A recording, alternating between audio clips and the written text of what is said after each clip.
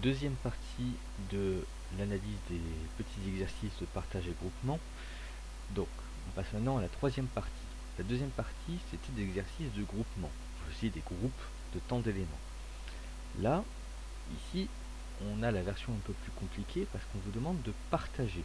Vous avez, par exemple, un certain nombre de volants ici, et on vous demande de les partager dans 4 boîtes. Le problème, c'est qu'on ne vous dit pas combien d'éléments il va y avoir par boîte. Donc là, utiliser la méthode graphique pour dessiner est un peu plus compliqué. Parce que ce qu'il faudrait faire, en fait, c'est créer nos 4 boîtes, par exemple, et dire, bah voilà, je mets un volant là, hop, je barre ce volant. Je mets un volant là, je barre ce volant, je mets un volant là, je barre ce volant, je mets un volant là, je barre ce volant, et puis faire ça petit à petit, jusqu'à ce qu'on ait rempli toutes les boîtes, avec le même nombre d'éléments par boîte. Vous vous rendez compte que rien que pour 24 éléments, c'est très long. Alors, imaginez quand on commence à avoir une centaine d'éléments, voire plusieurs milliers, c'est totalement impossible. Ici, on commence à plus trop avoir le choix. Il faut utiliser une méthode mathématique. Donc, la première question qu'on se pose, est-ce que mon nombre total d'éléments, c'est un multiple du nombre de groupes que je veux faire? Donc, est-ce que 24, c'est un multiple de 4? Ici, c'est le cas. 24, c'est 4 fois 6. Donc, je sais que je vais devoir faire des groupes de 6. Voilà. Ensuite, la même chose. Je sais que je dois faire 10 groupes. Un pour Théo et 9 pour ses amis. Je vais pas m'amuser à faire 10 cases et puis remplir petit à petit les bonbons. Hop. Je fais des groupes. Je sais que je dois faire 10 groupes de 7 pour avoir 70. Donc, un groupe, deux groupes, trois groupes. Voilà. Et mes 10 groupes. Et là, c'est dans ce type d'exercice là que vraiment l'utiliser multiplication est important, parce que de toute façon 50 n'est pas un multiple de 8. Donc il faut que je cherche le multiple de 8 le plus proche en dessous de 50.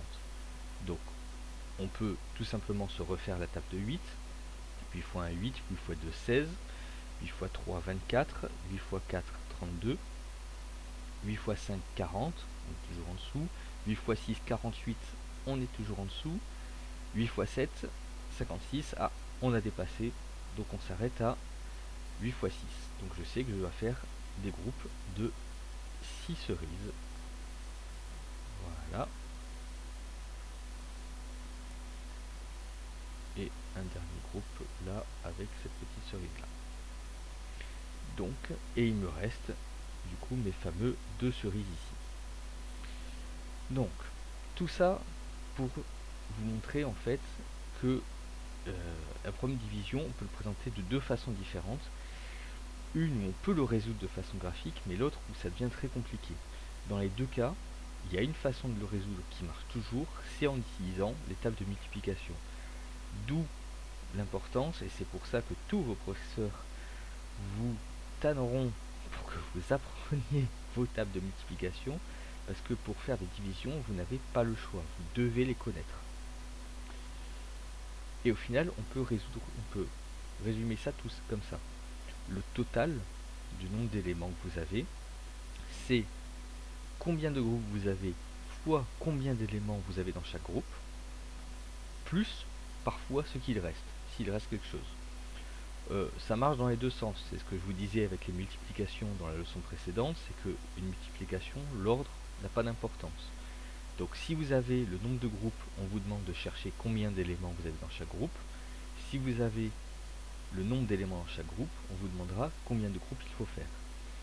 En façon plus mathématique, ça se présente comme ceci.